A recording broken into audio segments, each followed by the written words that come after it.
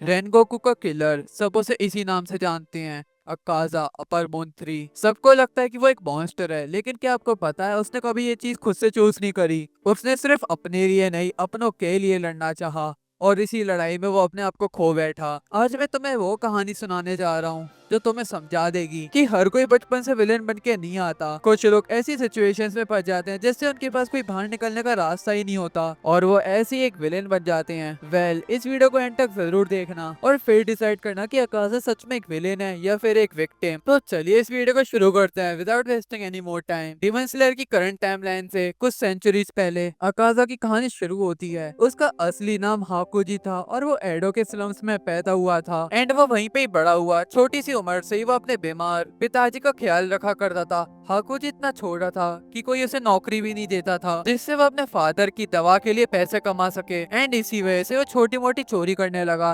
दूसरों की जेब काट के वो पैसे कमाने लगा, और उसी पैसों से वो अपने फादर की दवा लिया करता था। लेकिन एक दिन वो उस विलेज की अथॉरिटीज के द्वारा पकड़ा जाता है। उस विलेज के मैजिस्ट्रेट ने उसे बहुत ज्यादा मारा एंड उसके शरीर पे टैटूज के निशान बना दिए, और लोग उसे डीमन चाइल्ड बोलने लग गए और उसे धमकी भी देने लगे कि अगली बार उसने कोई भी चोरी करी तो उसके हाथ काट दिए जाएंगे। जब वो वहाँ से अपने घर पे जाता है तो उसके नेबर्स उसे बताते हैं जब उसके फादर को ये पता चला कि हाकुजी अरेस्ट हो गया है। इस वजह से उसके फादर ने अपने आप को रस्सी से लटका लिया और अपनी जान दे दी। जाते जाते वो हाकुजी के लिए एक लेटर छोड़ के जाते हैं जिसमें लिखा होता है, डियर हाकुजी, मैं नहीं चाहता कि तुम मेरी वजह से एक चोर बन जाओ और लोग तुम्हें सजा दें। तुम अपनी लाइफ अभी भी चेंज कर सकते हो, तो एक अच्छे इंसान की तरह जियो। मुझे माफ करना, मैंने तुम्हें इतना परेशान करा। ये चीज पढ़ के हाकुजी बहुत ज्यादा दुखी हो जाता है। वो अपने आप से बोलता है, क्या गरीब लोगों के पास भी जिंदा रहने का अधिकार नहीं है क्या? कुछ दिन बाद उस विलेज की अथॉरिटीज ने हाकुजी को एडो से निकाल दिया। अपने आसपास के लोगों से भरा हुआ गुस्सा लेकर हाकुजी ने एक दिन 7 बड़े आदमियों को अकेला ही मार दिया। वो इतना गुस्से में था, वो लड़ते लड़ते भी उन लोगों से यही बोल रहा था कि मेरे फादर ने कुछ भी ऐसा गलत नहीं करा था जिससे वो मरना डिजर्व करें। मेरे फादर अपना वेट लूज करे जा रहे थे, उनकी हड्डियां भी दिखना स्टार्ट हो गई थी। मैं उन्हें बस अच्छा खिलाना चाहता था। मैं चाहता था मेरे फादर पूरी तरीके से तंदुरुस्त हो जाएं और अच्छे से जिएं। उनने अपने आप को क्यों लटका लिया? अगर उनकी जगह मैं होता तो मैं खुशी खुशी लटक जाता अपने फादर के लिए। जैसे ही वो उन 7 आदमी को डिफीट कर देता है, वहाँ पे एक आदमी होता है, उसका नाम होता है कीजो। वो बोलता है, कुछ लोगों ने मुझे इस वजह से बुलाया था क्योंकि मुझे लगा था कि यहाँ पे जो आदमी है वो एक बच्चे को मारने वाले हैं, लेकिन तुमने यहाँ पे 7 अपने से भी बड़े लोगों को हरा दिया, वो भी हाथों से। वो हाकुजी को अपने डोजो में आने का ऑफर देता है क्योंकि इसके पास कोई स्टूडेंट्स नहीं होते। लेकिन ये चीज देख के हाकुजी को बहुत ज्यादा गुस्सा आ जाती है। वो बोलता है, मैं तुम्हें मार डालूंगा यहाँ पे। लेकिन फिर कैजो उसके टैटूज देखता है हाथ में, और उसे समझ में आता है कि वो एक क्रिमिनल है। वो हाकुजी से बोलता है, तो तुम एक क्रिमिनल हो जो एडो से है, और तुम्हें एडो से निकाल दिया गया और तुम यहाँ पे आ गए हो। फिर हाकुजी से बोलता है, अगर मैं यहाँ पे आ भी गया तो तुम्हें उससे मतलब क्या है? ये चीज बोल के हाकुजी इस पे अटैक कर देता है, लेकिन कैजो उसे डॉज करके उस पर बहुत सारे पंचेस मारता है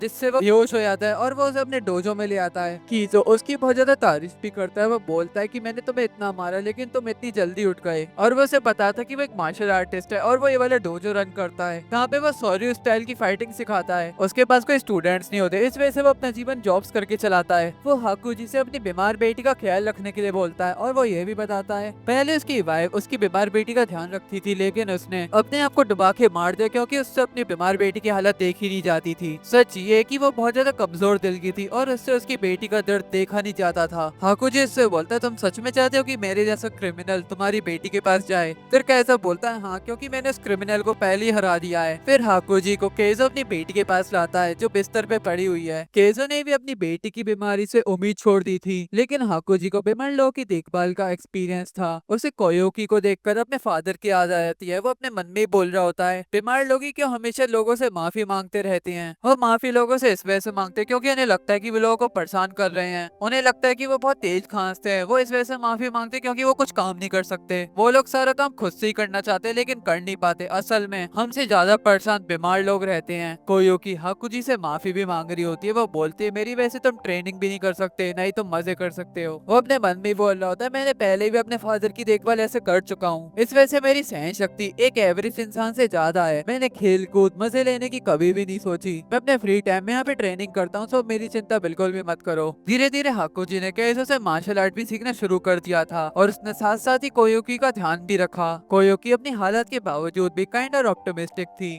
धीरे धीरे हाकोजी और कोयोकी के बीच एक गहरा रिश्ता बन गया और पहली बार हाकोजी को अपनी जिंदगी में खुशी महसूस हुई। और फिर उसके बाद हमें कीजो की कहानी पता चलती है कि वो इस डोजो का मास्टर कैसे बना। जो कीजो के मास्टर थे, ना ही वो समुराई थे, ना ही वो किसी तरीके के फाइटर थे, लेकिन उनके पास एक जमीन थी और एक डोजो था। एक दिन उसने एक बूढ़े आदमी की जान बचाई कुछ लुटेरों से, और वो जो बूढ़ा आदमी था वो कीजो की सॉरी स्टाइल से बहुत ज्यादा इम्प्रेस हो गया था। वैसे उस बूढ़े आदमी के पास कोई सक्सेसर भी नहीं था जो उसका डोजो और उसकी जमीन ले सके, और इसी वजह से उसने अपना पुराना डोजो और अपनी जमीन काइजो को दे दी। लेकिन इस वजह से दूसरे डोजो के मेंबर्स ने सोरो के डोजो को हरास करना स्टार्ट कर दिया था, क्योंकि वो दूसरे डोजो के मेंबर्स वो डोजो अपने लिए चाहते थे, और इसी वजह से काइजो के लिए स्टूडेंट्स ढूंढना बहुत मुश्किल हो गया। और अब हमें 3 साल आगे की कहानी दिखाई जाती है, जहाँ पे हाकुजी 18 साल का हो गया है और कोयोकी की एज 16 साल हो चुकी है। और एक दिन कीजो हाकुजी को अपनी बेटी के संग मैरिज का प्रपोजल देता है। ये चीज सुन के वो बहुत ज्यादा खुश हो जाता है। वो सोचता है, मैं पहले क्रिमिनल था और मैंने सोचा भी नहीं था कि मैं ये चीज देख पाऊंगा। मैंने कभी भी नहीं सोचा था कि मुझसे कोई प्यार करेगा। क्या मैं कभी एक अच्छी जिंदगी जी पाऊंगा जैसा मेरे फादर ने बोला था। और मैंने उसी मोमेंट पे सोच लिया कि मुझे इन लोगों को प्रोटेक्ट करना है, कुछ भी हो जाए। और वो इतना खुश हो जाता है कि वो अपने फादर की ग्रेव के पास जाता है उन्हें बताने के लिए। और वो जैसे ही अपने डोजो रिटर्न करता है, उसे पता चलता है कि किसी ने उनके डोजो के कुएं में जहर डाल दिया था, और इसी वजह से कीजो और उसकी बेटी की डेथ हो जाती है। और ये सब काम उसके राइवल डोजो ने करा होता है, क्योंकि वो कीजो और हाकुजी को बीट नहीं कर पाते।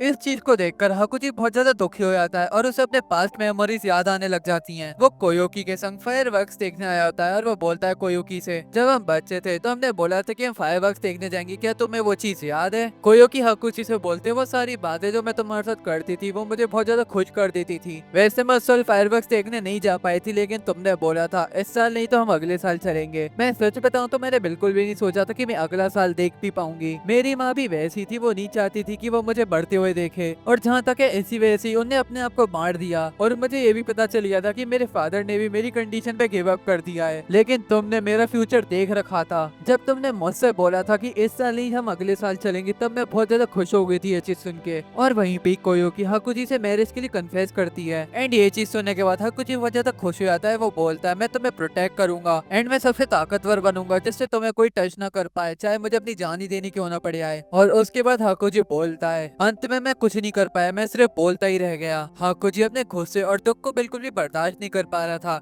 इस वजह से उसने अपना बदला लेने के लिए सोचा। उसने अपने राइवल डोजो के 67 लोगों को सिर्फ अपने हाथों से मार दिया। उसका गुस्सा इतना खतरनाक था कि आसपास के लोगों ने कहना स्टार्ट कर दिया था कि वो किसी डीमन ने करा था। ये खबर मोजान तक पहुंच जाती है, और ये चीज देख के मोजान भी बहुत हैरान हो जाता है कि सिर्फ एक इंसान ने बिना डीमन की पावर्स के 67 लोगों को मार दिया। उसने हाकुजी की ताकत और पोटेंशियल देखकर उसे एक ऑफर दिया, उसे एक डीमन बनाकर उसे और भी ज्यादा पावरफुल करने का। हाकुजी के पास खोने के लिए कुछ भी नहीं बचा था, इसलिए उसने ये वाला ऑफर एक्सेप्ट कर लिया और एक नया डीमन बन गया अकाजा। उसकी पहचान और इंसानियत सब खो गई, लेकिन बस उसके अंदर एक चीज रह गई, सबसे ज्यादा ताकतवर बनने की चाह जो उसके पास से आई। जो उसके इंसानों के बीच की यादें थी वो धीरे धीरे धुंधली हो गई, लेकिन फिर भी एक चीज थी जो उसने बिल्कुल भी नहीं बदली, वो कभी भी एक लड़की या औरत को नहीं खाता था। सेंचुरीज तक अकाजा सिर्फ लड़ाई के लिए जिंदा रहा। उसका मिशन सिर्फ ये था कि उसे सबसे ज्यादा स्ट्रॉन्ग बनना है। वो अपने लिए अपोनेंट्स ढूंढता था जिससे वो लड़ सके। उसकी सोच बिल्कुल चेंज हो गई, उसे सिर्फ ये लगने लगा था कि सिर्फ स्ट्रॉन्ग लोगों को ही जीने का हक है और वीक को मर जाने का। कुछ टाइम बाद अकाजा मोजान का फेवरेट डीमन बन जाता है और मोजान उसे 12 कीजुकी का पार्ट बना देता है। हर फाइट में वो अपने अपोनेंट्स को डीमन बनने का ऑफर देता था जिससे वो हमेशा लड़ते रहे, लेकिन फिर भी कभी कभी उसका इंसानी दिल झलक दिखा देता। जब उसकी फाइट क्योजिरो रेंगोको से हुई, वो रेंगोको की बहुत ज्यादा रिस्पेक्ट करने लगा और वो चाहता था कि वो एक डीमन बन जाए। लेकिन रेंगोको की हिम्मत और अपने लोगों को बचाने की कुर्बानी ने अकाजा के अंदर कुछ चेंज कर दिया जिसे वो समझ नहीं पा रहा था। फिर इन्फिनिटी कासल आर्क में उसकी फाइट टांजिरो और ग्यू से हुई। टांजिरो ने अपनी फाइटिंग स्पिरिट को बिल्कुल गायब कर दिया जो अकाजा को कंफ्यूज कर रहा था, और टांजिरो ने उसका सिर काट दिया। उसका सिर कटने के बावजूद भी वो नहीं मर रहा था,